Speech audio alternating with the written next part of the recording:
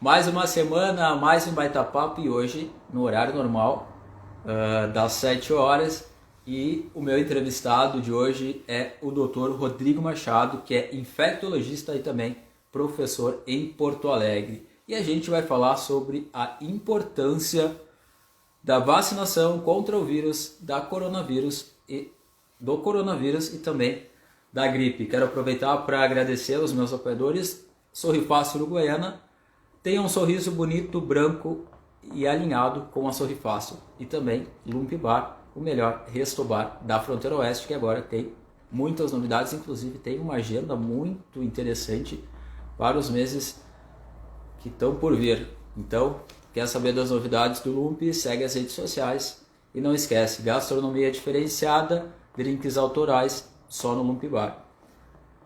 Vou convidar meu entrevistado aqui.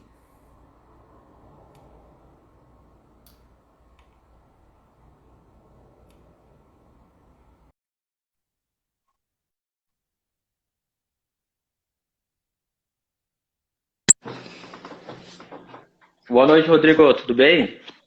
Boa noite, tudo tranquilo? Tá me ouvindo bem? Tudo certo?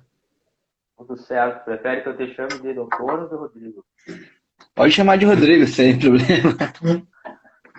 Tá certo. Vou começar ali na parte da apresentação, o pessoal que está conectando, e aí depois a gente já dá sequência aí na nossa entrevista. Tá certo? Beleza, tranquilo. Meu entrevistado de hoje tem 33 anos, é natural de Porto Alegre, é médico infectologista, com residência médica pelo Hospital Conceição, atualmente médico infectologista do Hospital Universitário de Canoas. Doutor Rodrigo, bem-vindo ao Baita Papo Online. Obrigado, boa noite a todos. Obrigado pelo convite para participar dessa entrevista, desse evento. Vamos conversar bastante, então acho que vai ser bem produtivo. Com certeza. Começo a nossa entrevista perguntando aí de que forma as vacinas agem no nosso organismo. Bom, as vacinas, então, elas entram é colocado no nosso corpo, né? O vírus morto ou o vírus vivo inativado, né, para não causar doença, ou é colocado pedaços virais, como algumas vacinas do Covid, ou até material genético dentro do organismo, e dessa forma as nossas células de defesa reconhecem isso e acabam gerando uma defesa contra esse micro-organismo específico. Então as vacinas nada mais são do que tu introduzir dentro do organismo o agente nocivo para o corpo reconhecer e, quando entrar em contato com esse agente nocivo, destruir ele antes dele causar doença.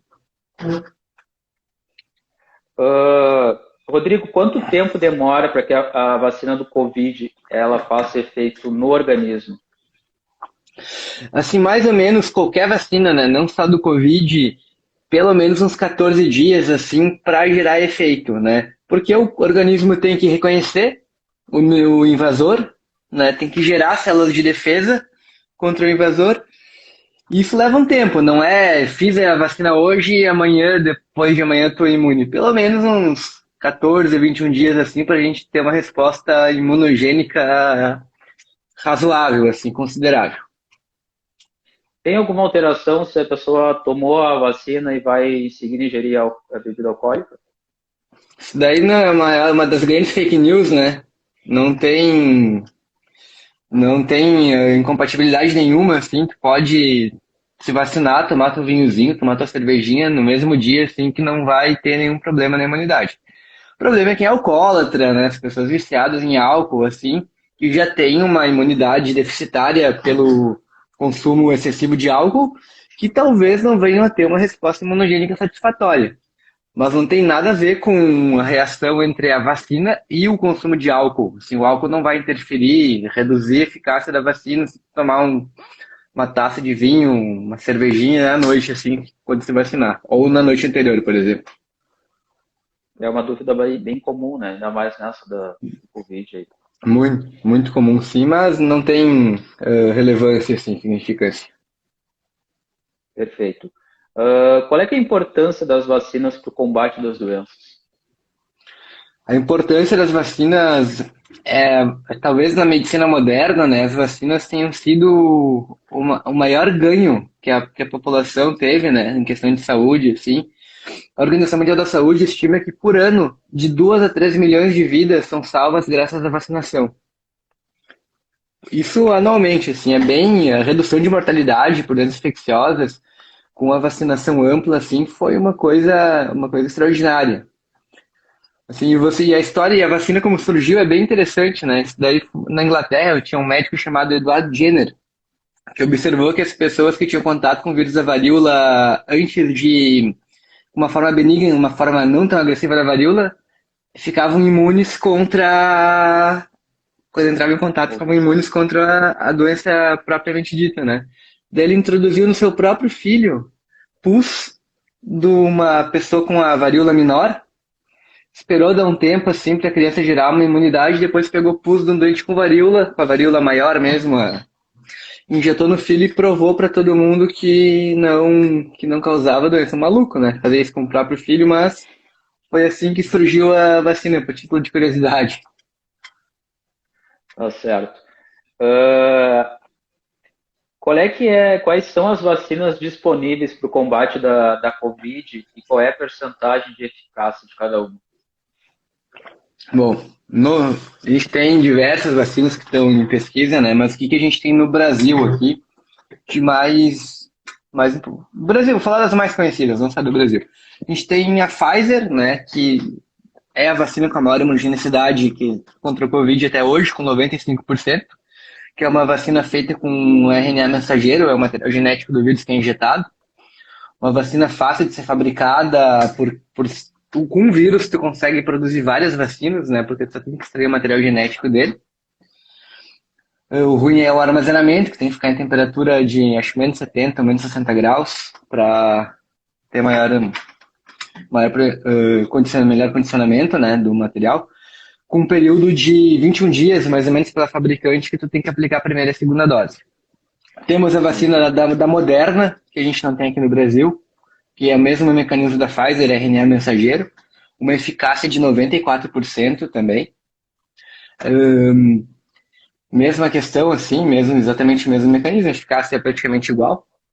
Temos a vacina da AstraZeneca e a vacina da Janssen, que são vacinas com as proteínas do Covid, né, as proteínas spike, as proteínas S, que são colocadas dentro de um adenovírus, que é um outro vírus que não replica, para não causar doença. Ele é um carreador das proteínas para introduzir as proteínas no nosso organismo e gerar uma resposta a ela, né? A AstraZeneca, então, a segunda orientação da fabricante é de 3 a 12 semanas entre a primeira e a segunda dose. A Janssen é a vacina da Johnson Johnson, que é a dose única, né? A única que é a dose única até hoje. A Janssen tem uma eficácia de 66,9%, 67% a eficácia da Janssen. E a AstraZeneca, que é a vacina da Oxford, tem uma eficácia que está indo de 70% a 80%. Uma eficácia parecida, né? Diga. As vacinas, eu estava dando uma lida, depois que tu completa a segunda dose, elas baixam ainda o teor de eficácia dela? Todas elas baixam ou algumas baixam, outras não? A eficácia mesmo, né, esses valores são após com o esquema completo. Né, os 95% da Pfizer é pelo menos 14 dias após a segunda dose. Os 70% a 80% da AstraZeneca é pelo menos 14 dias após a segunda dose também. E a Johnson é 21 dias após a primeira dose, que tem essa eficácia de 67%. Né? E a gente tem a Coronavac também, com uma eficácia para a doença, né, de Covid de 50,4%, né, ou 51,4%, uma coisa assim. Para a doença sintomática, uma eficácia de 70%, né? E para a doença grave tem uma eficácia mais elevada. Que a gente sabe que muitas vacinas não são para prevenir a doença, né? E sim para prevenir formas graves da doença. Coronavac estava tendo bastante pessoal batendo contra, bastante questionamento, 50% de eficácia, não vai evitar nada, mas teve um grande estudo no Uruguai, né, que pegaram e vacinaram, acho que foi 4 milhões de pessoas, foi um número bem elevado, assim, de pessoas e teve uma redução de mortalidade de 90% nas pessoas que pegaram o Covid, assim, foi bem, Bem bem significativo. expressivo, assim. Sobre a vacina da gripe, qual é a eficácia dela? E também se ela combate outros vírus. A vacina da gripe, nós temos a trivalente e a tetravalente, né, que combatem os vírus influenza A e influenza B, né?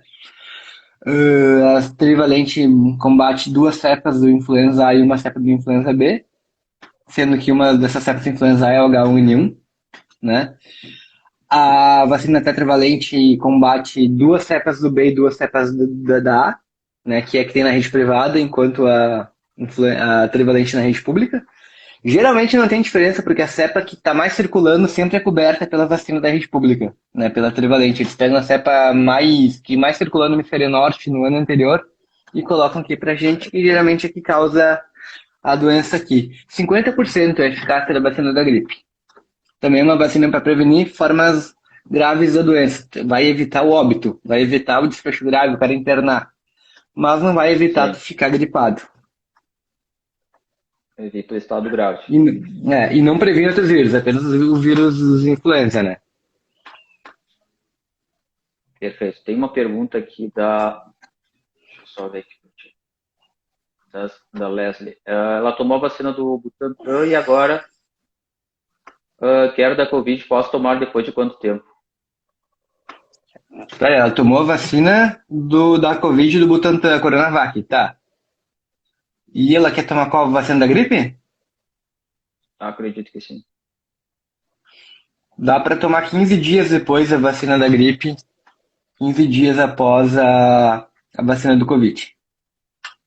E para aqueles casos que houve da pessoa tomar outra vacina de outro laboratório, acontece alguma coisa? Imuniza mais, imuniza menos, não imuniza?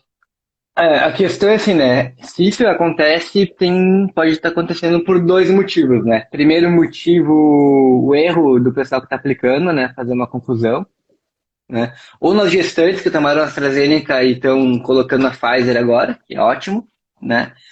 Ou a pessoa foi lá na malandragem, tomou a Coronavac primeiro e quis tomar uma vacina melhor um pouco depois, né?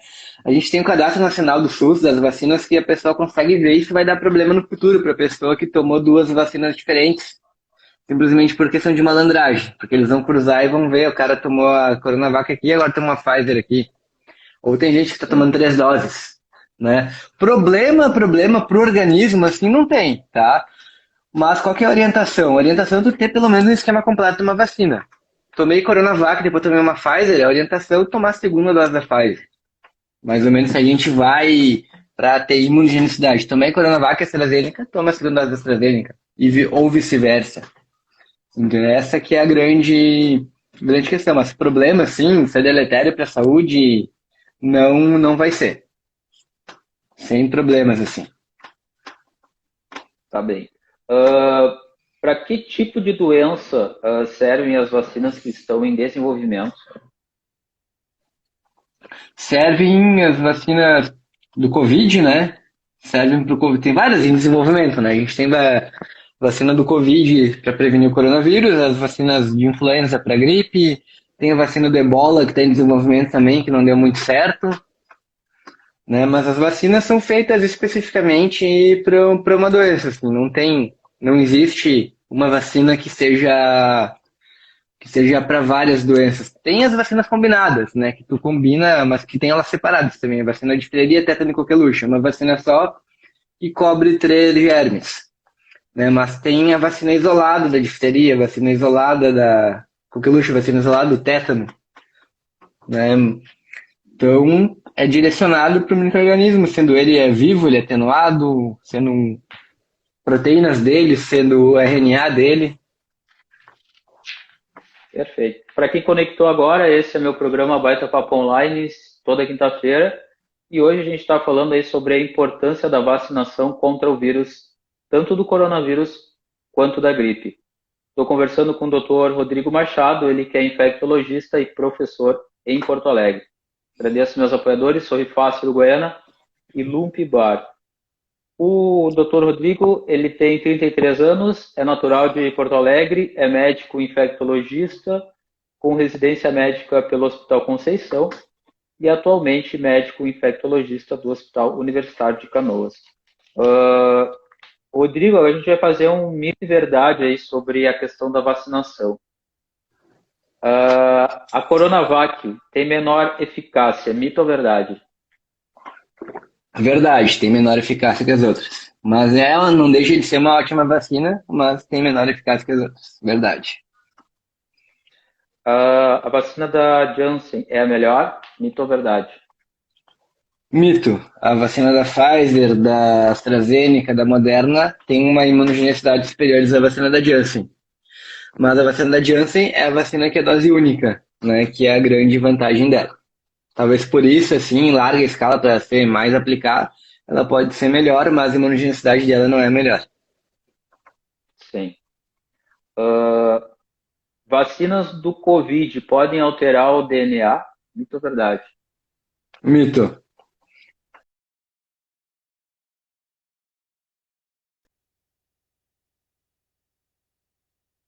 Isso daí não vai acontecer. Mito. As vacinas da gripe e do Covid, elas protegem 100%? Mito ou verdade? Mito. Não conheço nenhuma vacina que proteja 100%. Isso não existe. A vacina da gripe protege 50%. Protege menos do que as vacinas do Covid. Perfeito. Voltando às perguntas, qual é a tua orientação para aquelas pessoas que ainda têm uma resistência sobre a vacina do Covid? A orientação é clara, né? Por exemplo, não, a gente sabe que talvez a maior evolução, né, como eu já falei antes, a maior evolução da medicina moderna é a vacinação. 13 milhões de mortes por ano são prevenidas por vacinação. Então, se a pessoa tem resistência à vacina, não tem nem o que dizer, assim. Ela está indo contra uma coisa que é totalmente segura, está colocando os outros em risco.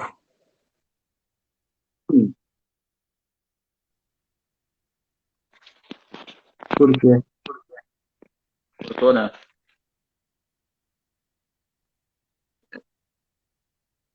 Tá me ouvindo bem ou caiu aqui? Agora sim, deu uma falha na tua resposta, mas não sei se foi para mim ou foi para todo mundo.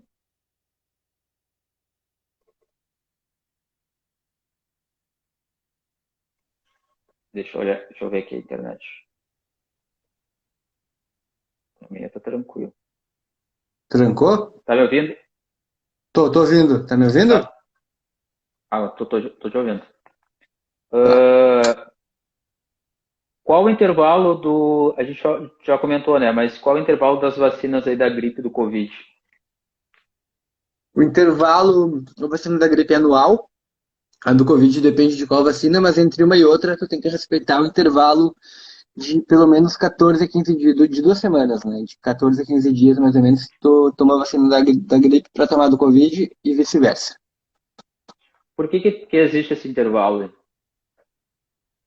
Esse intervalo existe por uma questão de que os estudos com as vacinas, por ser tudo muito novo, a vacina do Covid, se respeitaram esse intervalo mínimo do estudo, né? Não respeitaram esse, não foi feito junto no intervalo menor, né? Foi pelo um tempo mínimo, foi isso. Provavelmente, se tu aplicar as duas vacinas juntas no mesmo dia, como a gente faz com muitas vacinas, não vai ter problema nenhum. Mas tem essa orientação por questão de estudo, por isso a gente está respeitando. Mas é 12 dias, 16 dias, é a mesma coisa, não vai ter uma alteração, né? Mas por questão protocolar, por questão dos estudos, tem essa questão de ser pelo menos, né, esses 14 dias. Entendido. Agora falando um pouco das máscaras, qual é o melhor tipo de máscara para usar aí no dia a dia? Melhor a máscara que realmente é efetiva, né? A máscara que realmente previne contra o Covid, né? É a N95, que é a PFF2, que é aquela máscara bico de pato, né? Que é isso a gente usa nos hospitais, usa em atendimento, em assistência ao paciente Covid.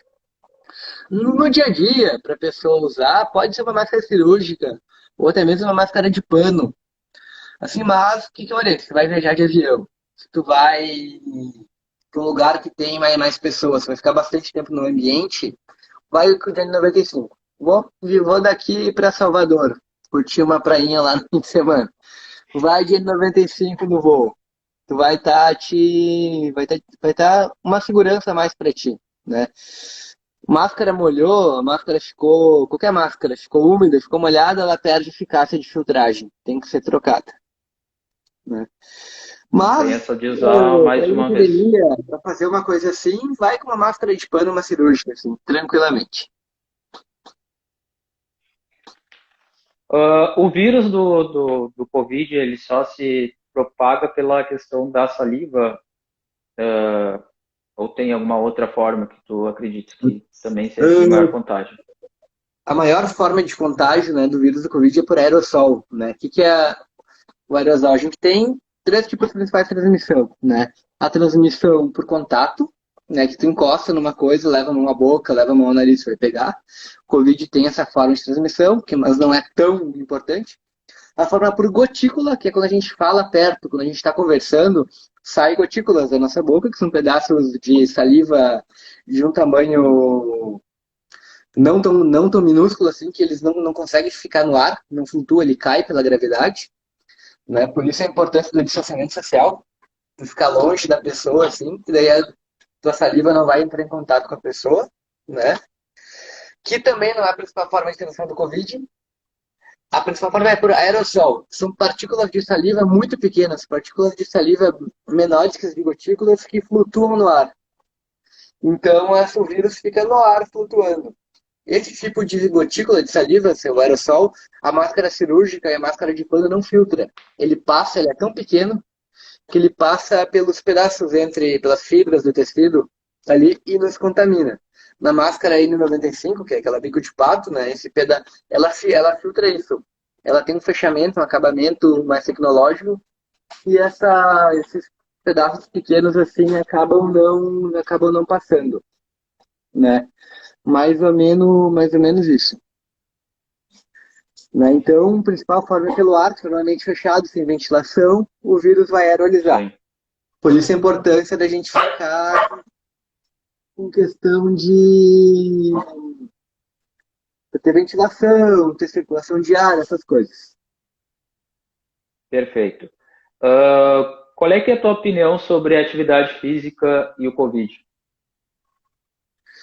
Ah, com ou sem Covid, atividade física é uma coisa fundamental, né? É uma coisa essencial, tanto para a nossa saúde física, saúde mental, né, gente? Fazer atividade física é uma coisa. E fazer atividade ao ar livre, correr no parque, correr na praia, assim, totalmente não tem contraindicação nenhuma.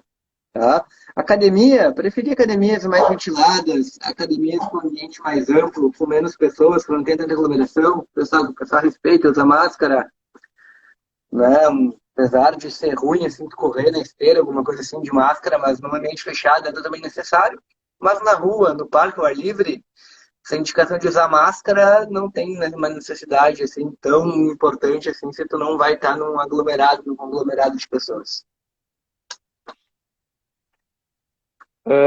Tá bem. As vacinas, tu acha que ela pode acabar aí com a circulação do vírus? Para a gente ter a chamada imunidade de rebanho, né, a gente tem que ter pelo menos 70% da população vacinada. Quando a gente atingir esse número, a partir daí a gente vai ter uma redução importante da circulação viral com as atividades normais da vida, né? Porque agora a gente teve uma redução porque fechou tudo, porque as coisas mais ou menos se reduziram muito a circulação das pessoas, né? Com uma circulação normal, a gente vai ter um aumento de casos até estar todo mundo vacinado. Quando a gente tiver com 70% da população imunizada por qualquer uma delas, né? A gente realmente vai começar a ter uma redução drástica assim do vírus, uma redução bem importante. Qual é que é a tua opinião sobre a questão das variantes? Eu vi que fez um post na tua rede social falando bem interessante, inclusive o Dr. Felipe Aquim, que está na live acompanhando. Quando eu perguntei sobre a variante para ele, ele me passou esse post aí. A gente tem diversas, as variantes, né? O que elas são? Elas são adaptações do vírus para ele poder ser mais transmissível, né? Para ele poder contaminar mais pessoas, né? Elas são mais agressivas, não causam doença mais grave do que o vírus selvagem, que foi a primeira cepa, né? Não causa doença mais grave, mas elas são bem mais transmissíveis, né? Então elas vão acabar em larga escala, assim, infectando mais pessoas, lotando mais hospitais e, por isso, gerando mais mortalidade, sendo mais mortais por estar infectando mais gente.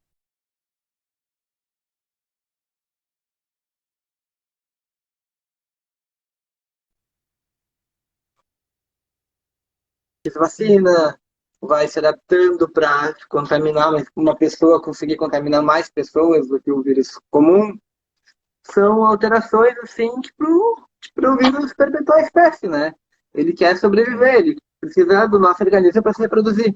Então, quanto mais pessoas ele contaminar, né, ele vai se reproduzir mais, vai perpetuar a espécie, sobrevivência. E adaptações, né, para isso. Então, sempre vão ter as variantes, sempre vão ter as adaptações até a gente ter uma erradicação da doença. Perfeito, para a gente finalizar aí nosso baita papo online, correu rápido, né? Até porque é um assunto que não é, tá bem comum, né? Então as pessoas, é um assunto bem mais prático de trabalhar. Para a gente finalizar, eu gostaria que deixasse uma mensagem para quem está nos assistindo sobre a importância da vacinação, né? Reforçar esse apelo aí, porque infelizmente as pessoas têm alguém que não, pessoas que não querem se vacinar e daí, né, acaba que o vírus aí nunca vai terminar. A única prevenção segura, né, que a gente tem, a única arma que a gente tem para se prevenir do vírus é a vacina. Não existe tratamento profilático, tratamento preventivo com ivermectina, com cloroquina, com chá de boldo, com cachaça 51. Não tem nada que vai evitar a não ser a vacinação. O único mecanismo seguro assim, que a gente tem, assim, para a gente se prevenir, para a gente ter uma armadura contra o vírus, é se vacinar. Talvez seja uma armadura que possa ter algumas brechas, assim, que a gente se infecte, mas não vai ser uma flechada letal, por exemplo. A gente vai ter mais proteção. A vacinação basicamente é questão de a gente se proteger. Assim, se ficar doente, vai ser uma doença mais benigna do que uma pessoa que não é imunizada. Né? Então, eu acho que a vacina é uma coisa, não vou dizer que é uma coisa importante, é uma coisa que é fundamental. Né? A gente está numa pandemia, morreram no Brasil mais de 500 mil pessoas, no mundo agora, dado faz um tempo que eu não olho, mas com certeza pelo menos 2 a 3 milhões de mortos, assim, no mínimo, a última vez que eu olhei acho que era 2 milhões e pouco. Então, é uma doença que é grave, né? Não é uma doença que é brincadeira, acho que todo mundo tem um conhecido que ficou, pelo menos foi hospitalizado, ficou doente, ou se não, foi a óbito. Então, a vacina é a arma que a gente tem, assim, para se proteger e se prevenir. Não tomar a vacina é burrice. Não querer se vacinar é um comportamento autodestrutivo. É importante salientar também que a vacinação é um dos métodos de prevenção, né? É importante a gente usar a máscara aí, e fazer a higienização das mãos também. Com certeza. Isso daí é a aguinha com arroz, né? O básico mesmo, né? Distanciamento, tudo. Mas a vacinação, principalmente, é o que a gente tem de maior eficácia, né? De maior proteção, assim. Só antes a gente finalizar aqui, tem uma pergunta para te explicar um pouco sobre essa questão da memória relacionada ao pós-Covid. A imunidade celular de memória. É uma sequela do Covid, né? Tá, A perda de memória, tá. perda de Tá, memória. tá. O Covid ele é uma doença que ele é multissistêmica, né? Ela afeta diversos sistemas, afeta o sistema nervoso central, tanto que a perda do paladar e a perda do cheiro são por alterações nos nervos cranianos, né, do Covid, que a gente tem essa alteração, por um dano neurológico que a pessoa tem.